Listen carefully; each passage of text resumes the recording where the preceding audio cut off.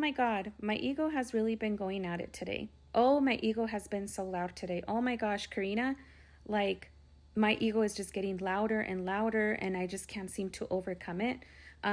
It's not actually your ego, guys. It's your old identity. Did you know your ego is actually part of your human character? Ego is the reason why you have material desires. Ego is what you experience, is the reason why you experience the five senses the way that you do. It's why you hear, it's why you see, it's why you touch, it's why you smell, it's why you taste. It's why you feel all of these things to begin with. So your ego is not your enemy. Your ego is actually the reason why you're able to have desires to begin with, because it's part of the human character. Ego is the expression of the human character. Ego is the reason why the human character can perceive time and continuity. Ego is the reason why you see a perceived future or you perceive a past. Ego is the reason why your identity is expressed through the human character.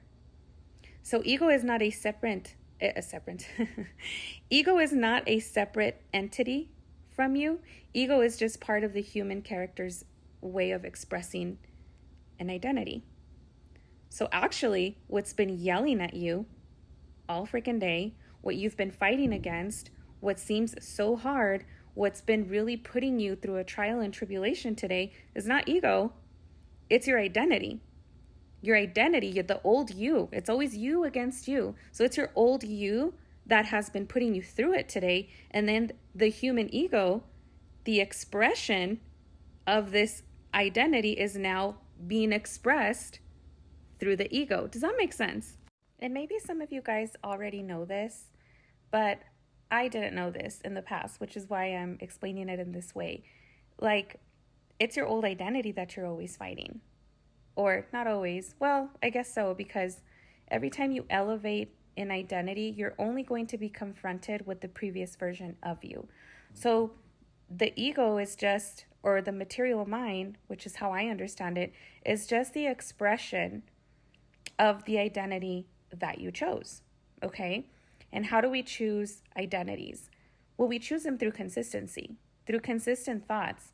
These consistent thoughts, whatever they are, good or bad, then they conjure up an emotion, right? Which is why on a random day when you're doing the dishes or taking a shower or vacuuming or driving, whatever, you can think about an unfavorable thought and immediately you're hit with an emotion. And it's usually a very charged emotion because you've been so familiar with that thought. And that thought comes from an old limited identity that you were at some point. So when you choose to be a new identity, even though you're choosing a positive thought, you're still going to have emotional charge or emotional pull or residue from the old self because your body got accustomed to that. That was its automatic response, that emotion, right? But you're not your emotions. Your emotions don't lead you. Your emotions follow your thought patterns, right? Your thought patterns follow the stories that you've been identifying with. And so to change these thought patterns, you have to do it through consistency, guys. Because your consistency shouldn't rely on the thought patterns that you keep hearing or the emotions that you keep feeling, right? Because you have to understand that these thought patterns and these emotions are just something that you were very familiar from the old you, right? For example, when I've decided to change my identity and I start to think positive thoughts, I'm very familiar with the old story. As a matter of fact, sometimes I'll have a thought of the old story and my thought isn't even done by the time I already know what that thought is going to send me into and the whole story. And I'm already feeling what I used to feel in the past. So by stopping it in its tracks and not engaging with it, just because I'm familiar with it and I know what it feels like, doesn't mean I'm engaging with it. And it doesn't mean that I'm giving it my attention. It just means I'm aware of it because that's who I used to be.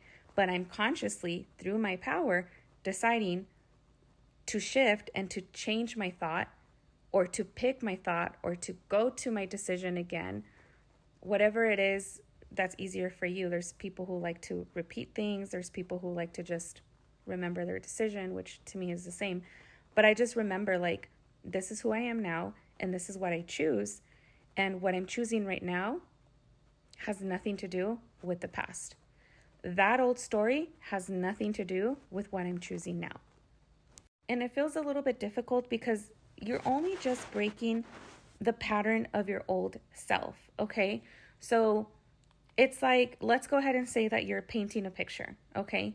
And you've been doing this little pattern of like red and blue tiles, red and blue, red and blue, red and blue. And you don't want the red and blue anymore. Now you want blue and yellow. Don't you think you're going to pick up a yellow marker and start putting the yellow lines in there so that you have blue and yellow? Just because a red marker is available for you, you're familiar with it, and you know what it looks like, doesn't mean you have to pick it up. It just means you see it right there on the table. You see the old pattern that red marker made, but you choose not to pick it up. You continue picking up your yellow pen or paintbrush, whatever, and then you just continue blue and yellow, blue and yellow. It's consistency, guys. And so I think a lot of people think that because they're feeling a certain way, or because they keep hearing these thoughts, or they keep remembering these memories, that they're doing something wrong, and now they're still diving back into old identity. No, your old identity is just familiar to you because that's who you were at some point. It's consciously deciding to go back to like your favorable narrative. So with that said, guys, apply some consistency in the things that you want. I hope this helped, and you guys have a good night.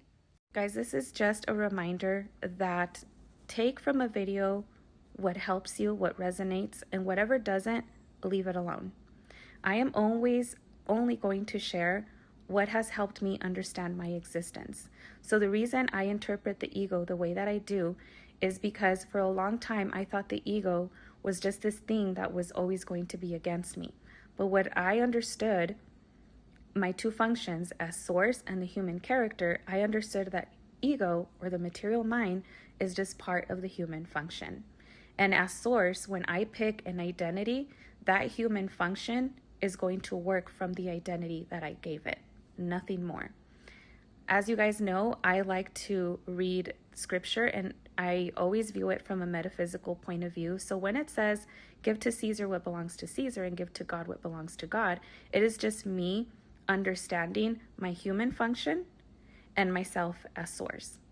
When it says, resist the devil and even he will flee from you, to me, the devil is just my old identity.